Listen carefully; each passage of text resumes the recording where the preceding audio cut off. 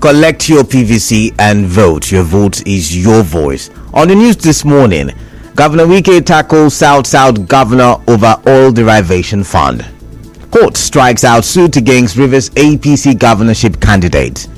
People with HIV/AIDS in Rivers State say stigma still high as World Max AIDS Day. On the foreign scene, South African president faces impeachment threats. I am Kala Dakuru Batubo. Good morning and a happy new month to you. Let's start the major news this Thursday morning, 1st of December 2022, with the comment of River State Governor Nyesom Wike, which has again left many wondering how other South states spend their 13% derivation arrears approved and paid by President Buhari. Speaking during the commissioning of the Renal Dialysis Center and House Officers' Quarters at the River State University Teaching Hospital in Port Harcourt yesterday, Governor Wike wondered why some governors will criticize him for thanking President Muhammadu Buhari for the release of the funds. One of the governors whom I was soon reply, simply because I said people should thank President Muhammadu Buhari for releasing 13% arrears to us. I did not abuse anybody, did I? All I said, please thank you. But if you did not release his arrears to me and some of our states, it may have been difficult for me to even talk about building a renal center, cardiovascular center. I don't think saying thank you is an offense. So on television, I had one governor said, in his state, to this 3-kilometer road, we will do more than 15 flyovers. As you may know, Governor Wike revealed weeks ago that funds that were not paid to the Niger Delta State since 1999, mainly 13% deductions, the president approved and paid to all the Niger Delta states of Rivers, Bayelsa, Delta, Edo, and Akwa Ibom states.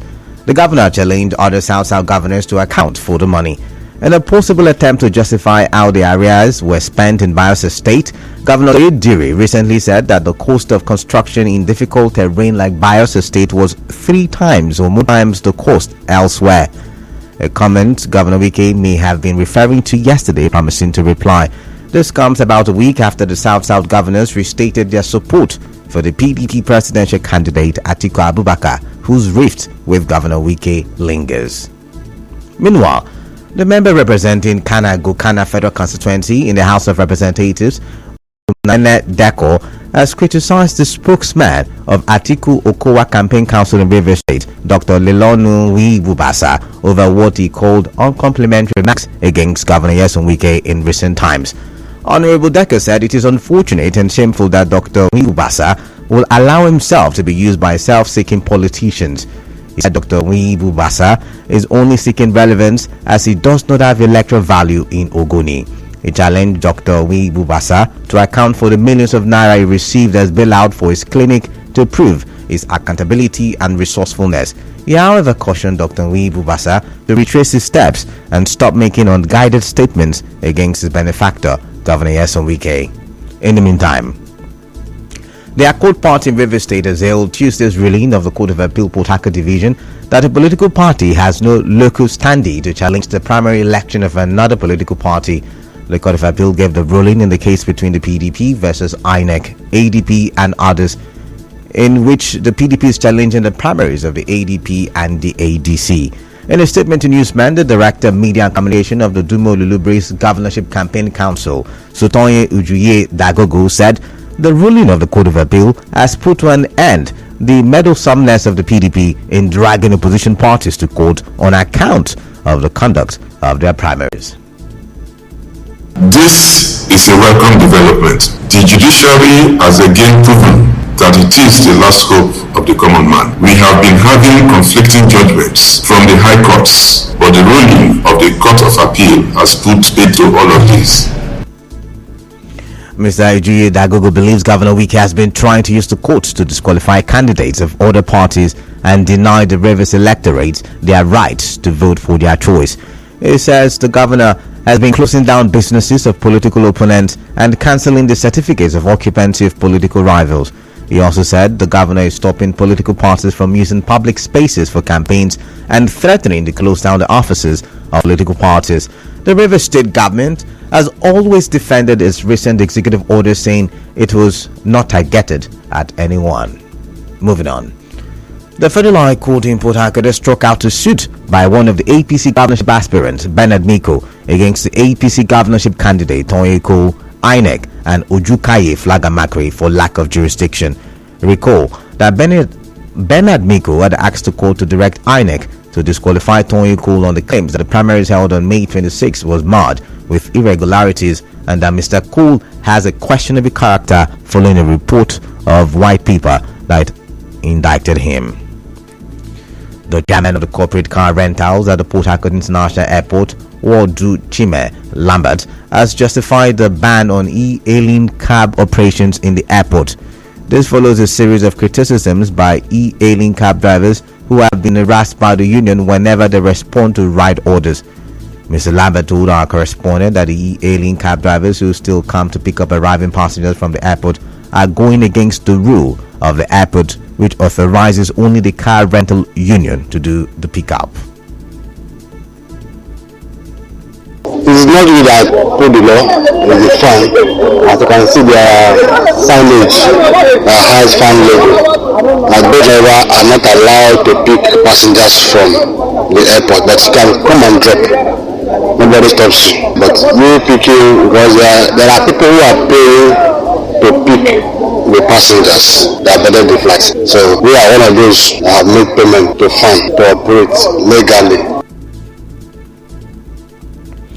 He also says there are cases when these drivers are allowed to pick a passenger, and that is if they provide proof of prior contact with the passenger and not on their app. If someone is being suspected of being a boat, it is very simple. So are you a boat driver? I say no, not a boat driver. Nobody. The issue is that okay, if you're not a boat driver, okay, if for me, somebody said I should come and pick him.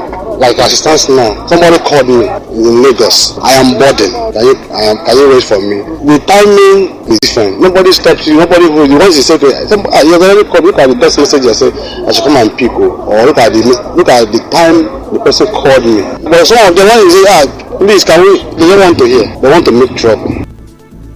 He however denied that they harassed online drivers who come to pick up their family or friends.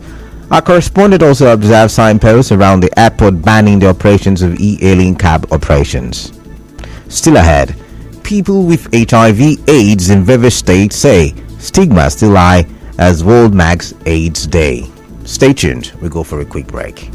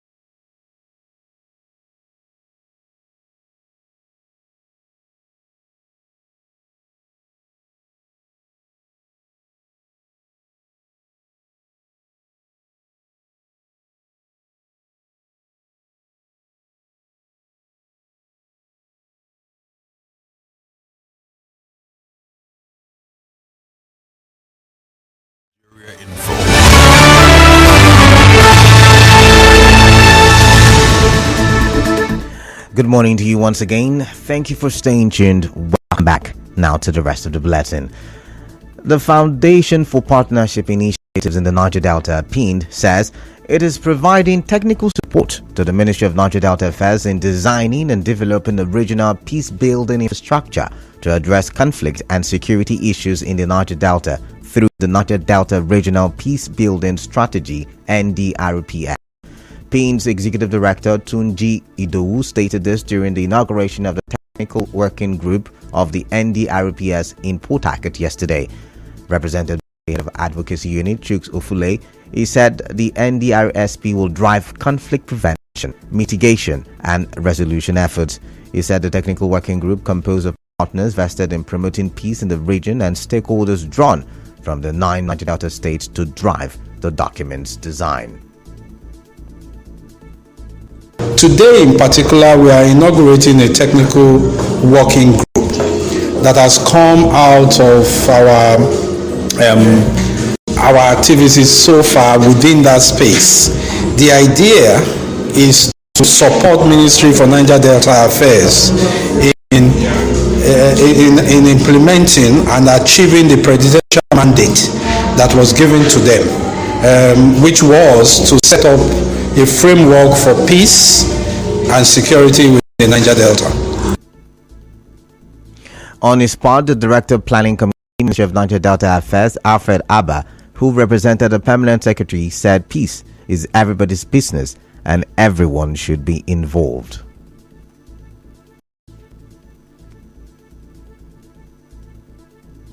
We have the police, we have some private security consultants, we have community security outfits here present, and they are going to be working in various groups within this period that is a map for this project.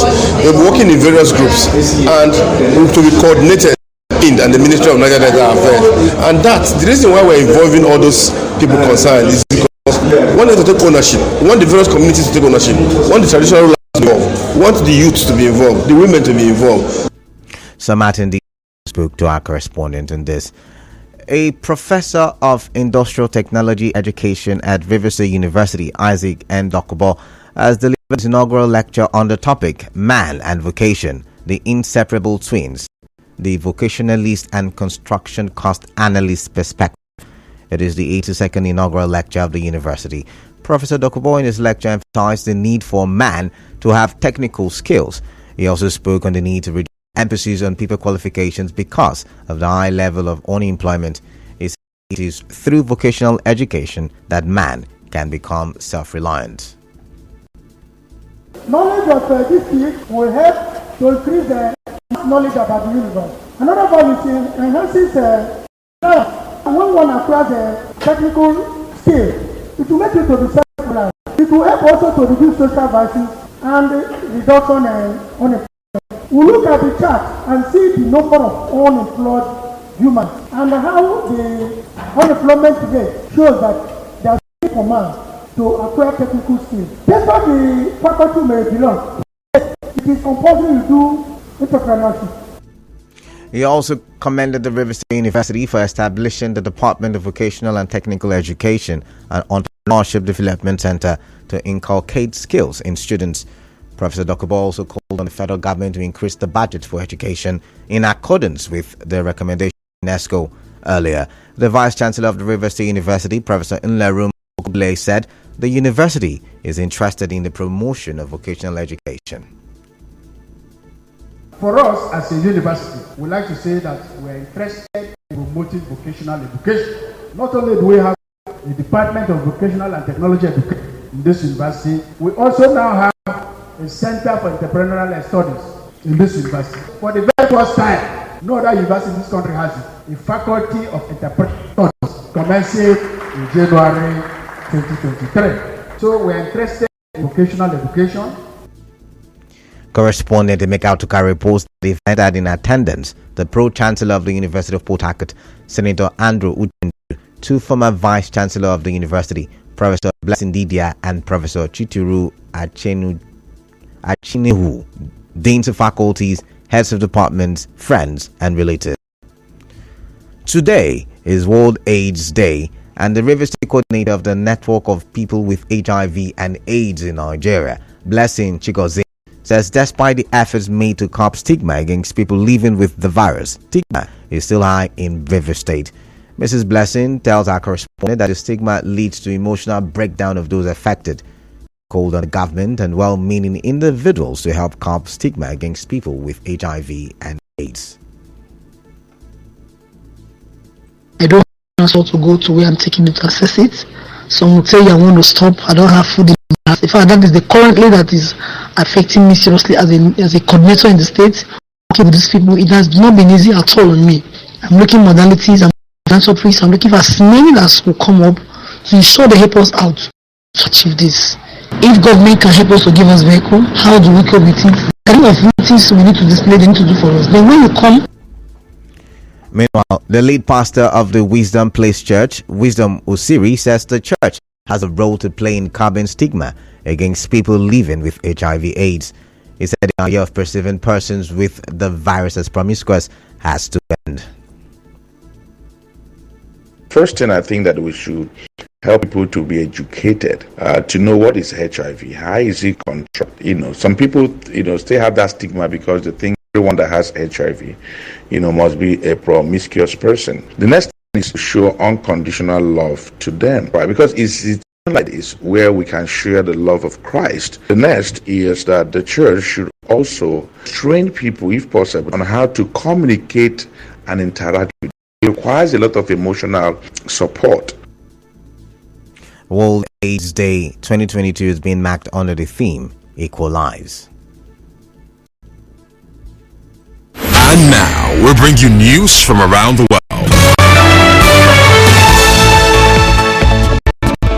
Now on the foreign scene, South African President Cyril Ramaphosa is facing a possible impeachment threat over a recent scandal. The president has been accused of covering up a $4 million theft from his farm in 2020, including kidnapping and bribing the butler into silence.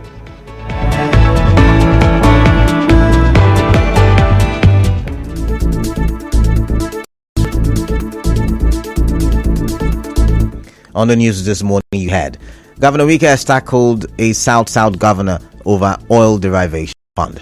Court has struck out the suit against Rivers 80 governorship candidate Tony Cole. People with HIV/AIDS say stigma is still high in Rivers State as World marks AIDS Day. On the foreign scene, South African president is facing an impeachment threat. The news was edited by Chama Ezenwafo. Cloud in Port Accord this morning. Collect your PVC and vote. I am Kalada Kurubatibo. Good morning. Morning Crossfire. Return back to the break.